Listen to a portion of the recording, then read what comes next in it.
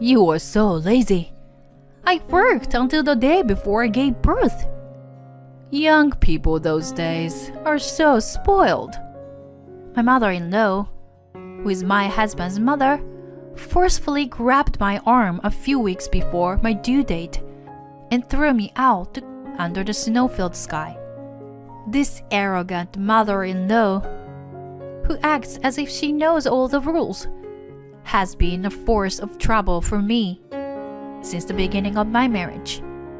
I never imagined that it would escalate into a major incident that involved neighboring residents and was covered in the news. My name is Judy, and I am 32 years old. I married Scott, a classmate from university, and 2 years have passed since then. My husband was allowed to attend university by his parents on a condition that he would return to his hometown someday. After graduating, Scott returned to his hometown and began training at his family's long-standing restaurant. I was working as a company employee. We decided to get married because we were in a long-distance relationship. I moved to my husband's hometown, but my heart, which was full of expectations for a new place, was shattered early on. I am strict.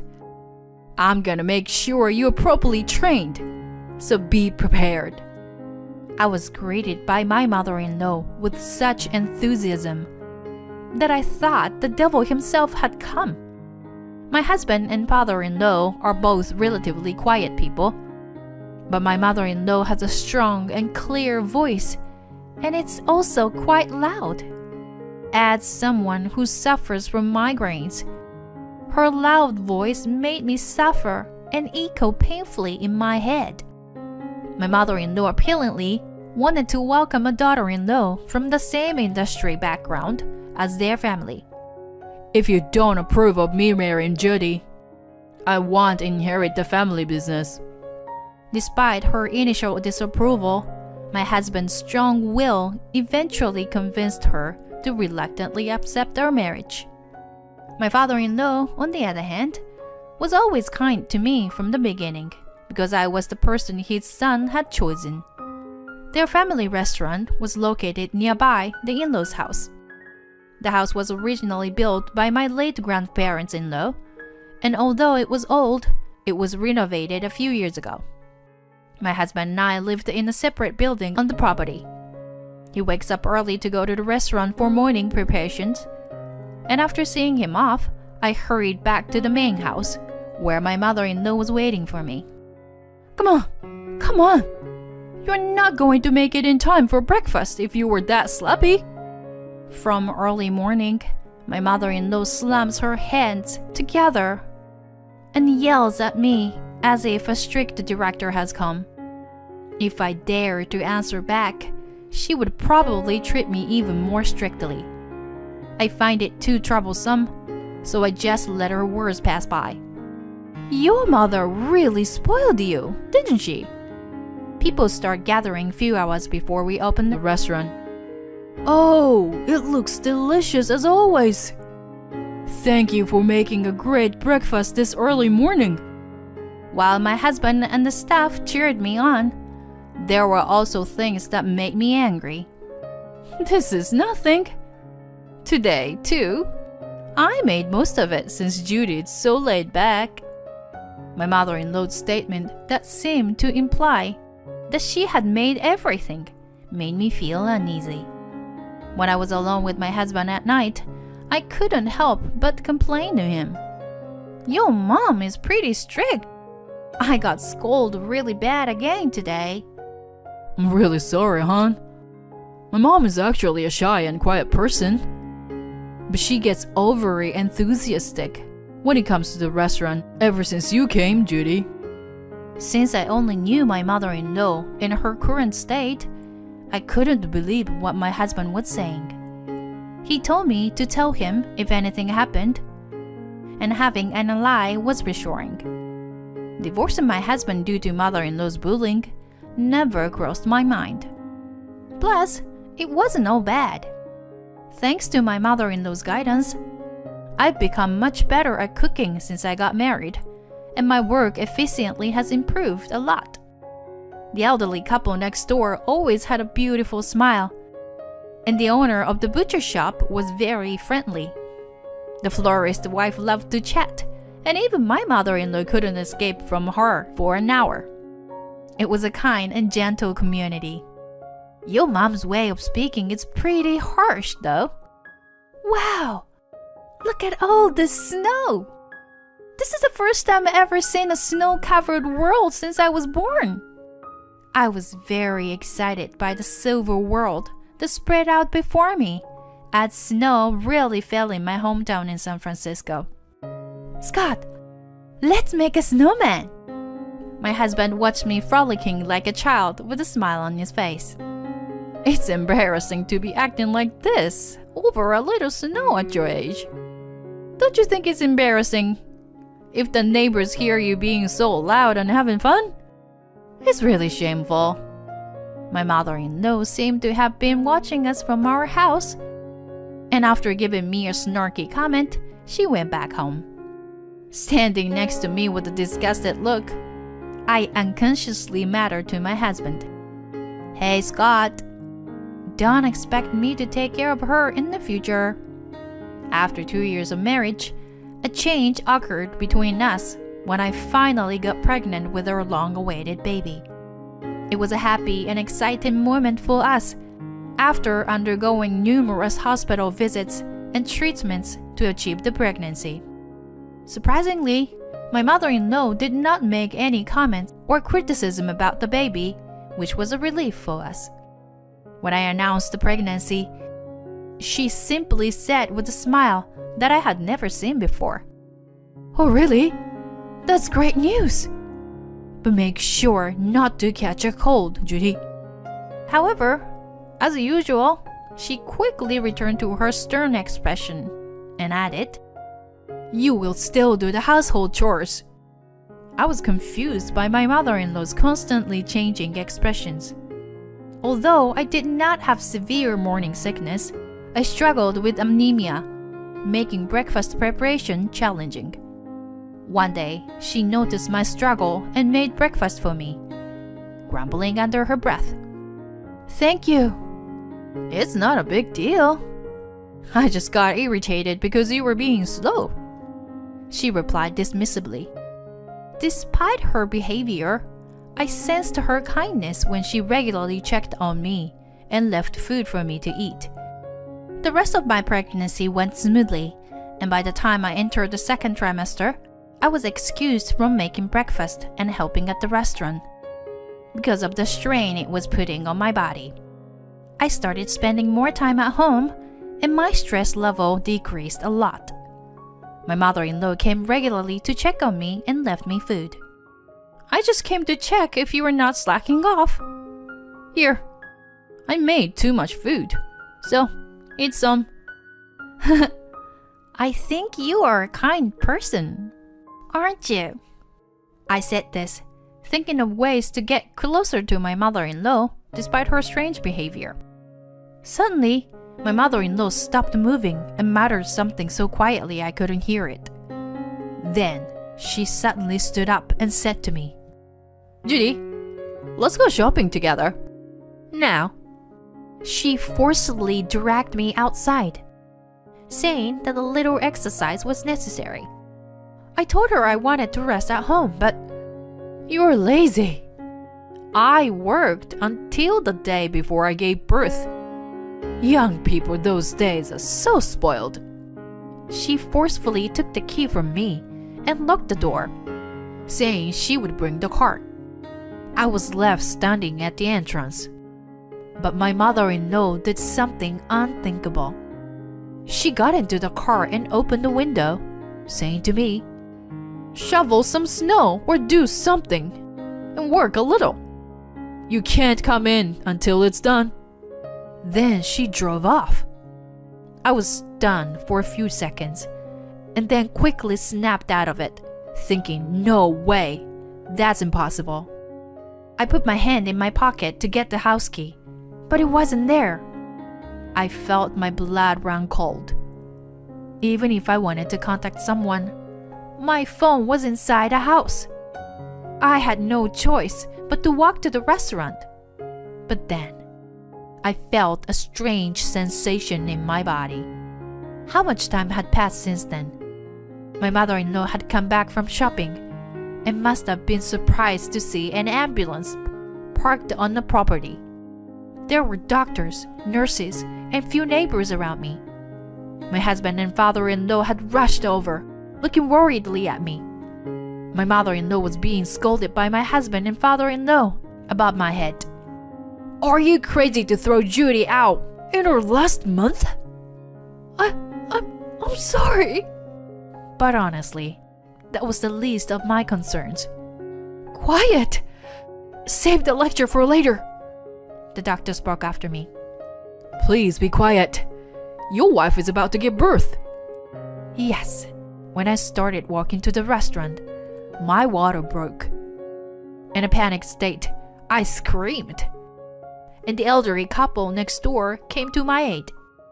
There was a big event nearby that day, and the ambulance was stuck in traffic. It was a miracle that our neighbor's friend, who used to be a midwife, was called over. By the time the ambulance arrived, my cervix was already quite dilated. By then, my husband and father-in-law had rushed over to me, and I was to give birth at home. A few minutes later, with a healthy cry, our long-awaited child was born. The baby and I were immediately taken by ambulance. As fate would have it, someone from a TV station who was filming an event happened to pass by my in-laws' house. Our story was broadcasted as a life brought into this world by the local residents. A few days later, someone came to visit me in the hospital. "Judy, My mother-in-law stood there with a face that looked like she was about to cry. I stared at her intently. "Have you seen the baby? She's a cute little girl who looks a lot like Scott, isn't she?" "Did you peek into the newborn room?" My husband's word made my mother-in-law nod. But I was really scared, thinking that the baby might not have made it. Do you understand what we went through? You did something very serious. My mother-in-law hung her head. "I know.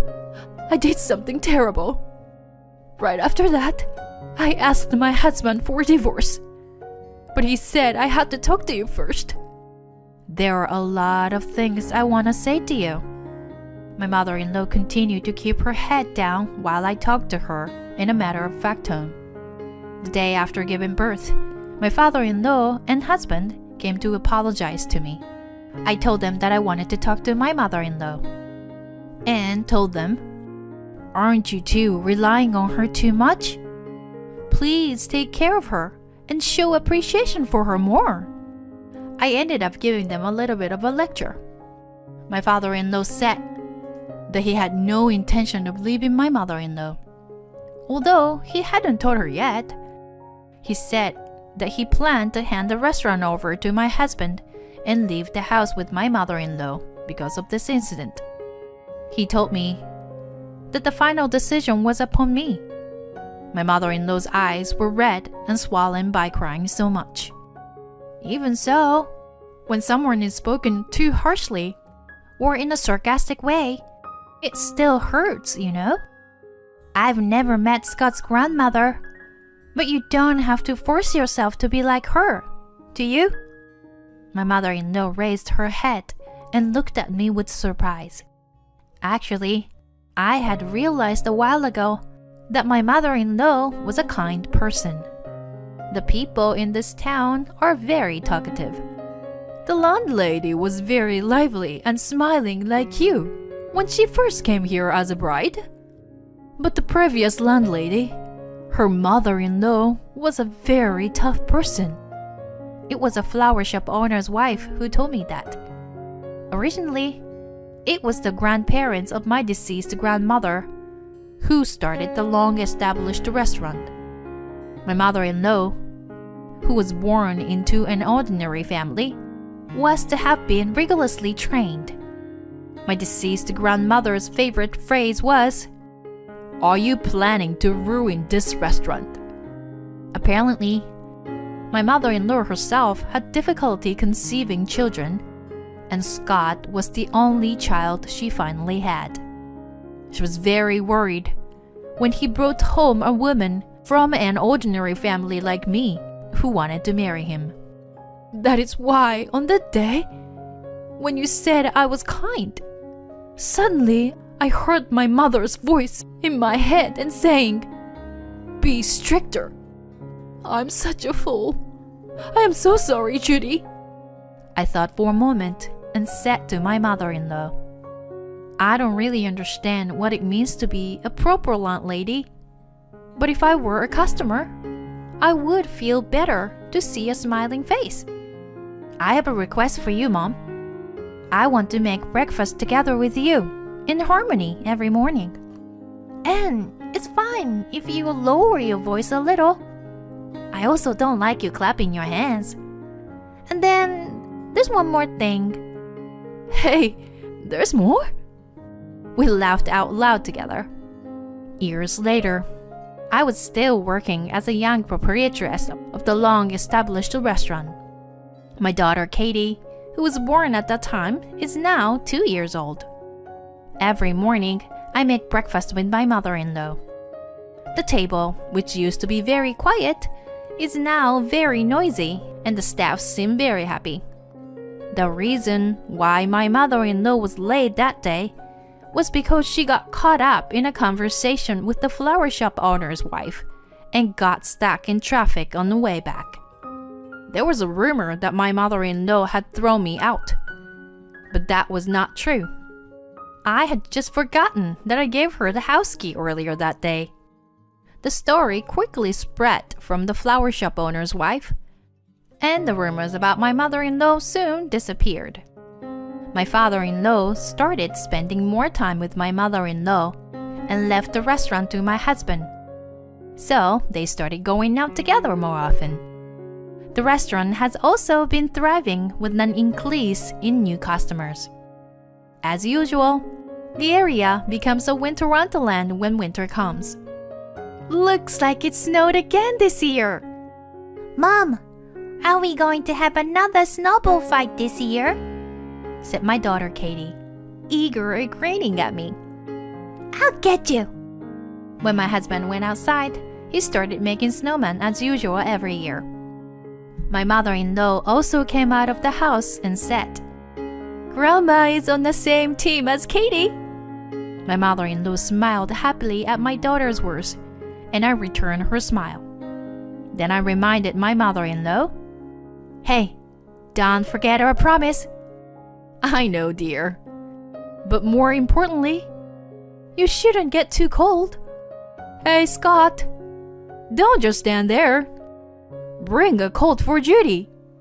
On that day, I had asked my mother-in-law at the hospital, "Let's make snowmen together when Katie gets bigger.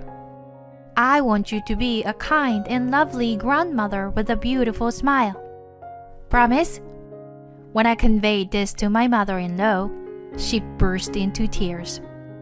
Currently, I am pregnant with my second child and will soon give birth to a younger brother for my daughter.